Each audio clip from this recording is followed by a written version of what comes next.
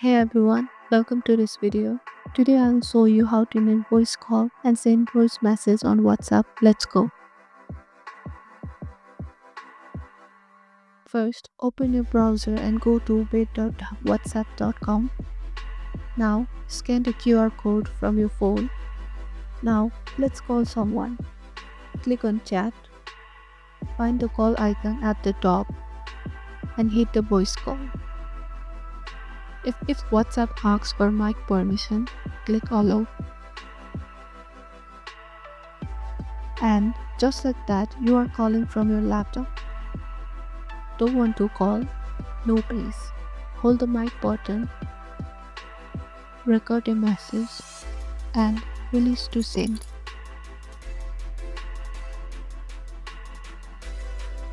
And that's it. If this helped, hit like, subscribe for more tech hacks, and drop a comment who is the person you are calling. Thank you for watching.